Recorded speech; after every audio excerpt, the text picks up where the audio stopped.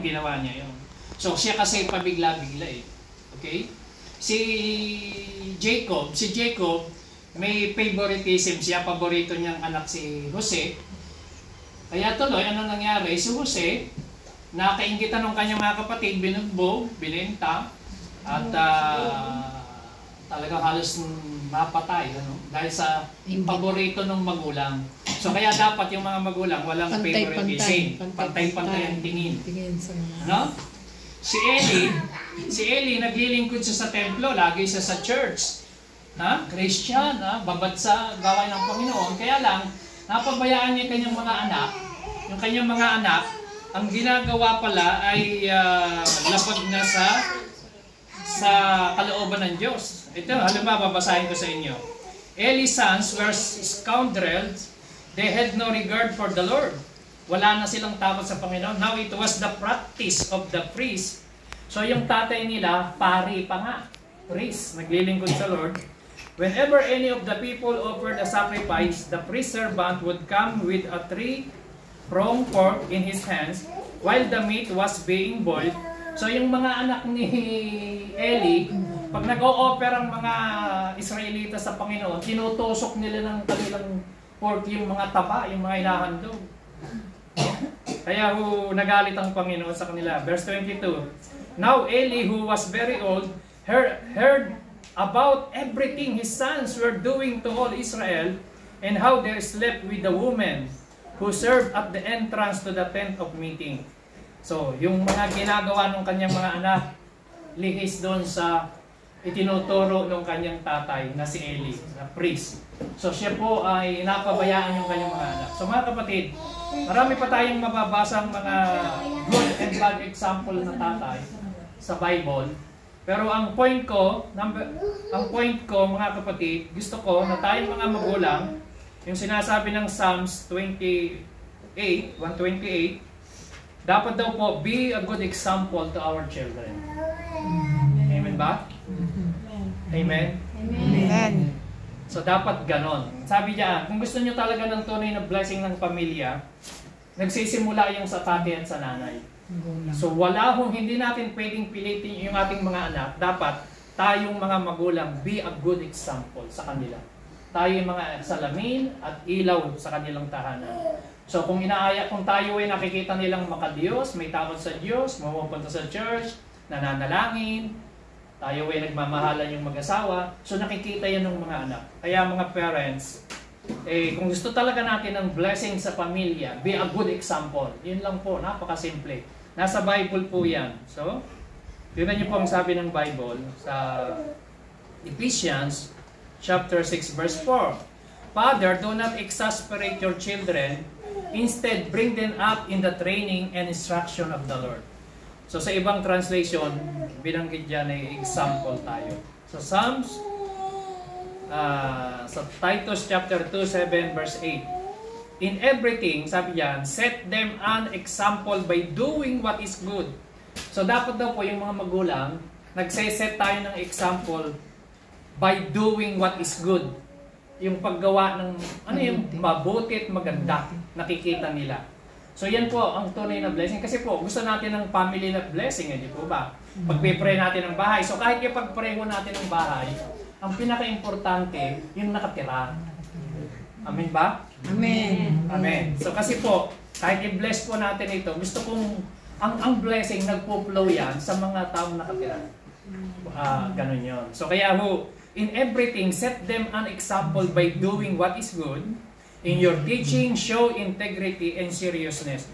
So ipakita raw natin sa ating mga anak yung ating integrity, seriousness. Seryoso tayo sa ating gustong mangyari sa kanila. Okay? Amen ba? Amen. So yon, be a good parents, be a good example to your children. Ano po ang pangako ni Lord? Verse 4. Yes, this will be the blessing for the man who fears the Lord. Ito yung blessing ng Lord. Verse 5. May the Lord bless you from Zion. Zion po, church. May you see the prosperity of Jerusalem all the days of your life. Sabihin natin, all the days of my life. All the days of my life. Gusto mo bang makita yung blessing all the days of your life? Di ba? Lahat tayo nangangarap na ngayon. Yung blessing ng Lord, hindi lang pang isang buwan. Yung blessing ni Lord, hindi lang pang isang linggo. All the days of your life. Sabi nga ng Psalms 23, the goodness and mercy shall follow you all the days of your life. So ikaw ay hinahabol ng kabutihan, hinahabol ka ng favor ng Panginoon. Bakit? Kasi yung mga magulang may takot sa Panginoon, may fear of the Lord, and walk in obedience. Yun pong susi. So sabi doon, pang-apat, anong mangyayari? May you live to see, makikita mo your children's children. Yun ang importante. Yung apo mo at yung apo sa tuhod mo, makikita mo pa hahaba ang buhay mo. Amen. Napakaraming blessing. Yan yung mga blessing, di ba? Alam niyo ho, hindi ho kalooban ng Lord na tao ay mamatay ng maaga o bata pa. Sabi diyon, may you live to see your children's children. Makikita mo. So anong gagawin natin? Kasi kaya nga tayong mga magulang, ini-expect tayo na sinishare natin ang ating mga apo, mga anak. Tinuturo natin kasi sila yung susunod na generation eh. Sabi rito, tingnan niyo po. Great is the Lord and most worthy of praise. His greatness no one can fathom. One generation commends your works to another. They tell of your mighty acts. So yung ginawa ng Diyos sa iyo, kinukwento mo na yan sa iyong mga apo. They speak of the glorious splendor of your majesty. Hallelujah. Tingnan mo, Sister Jocelyn. Nakakita na ang mga apo. Kailangan makita ang mga apo sa tuhod. Talampakan. Sabi niya, children's children. Diba? Oh.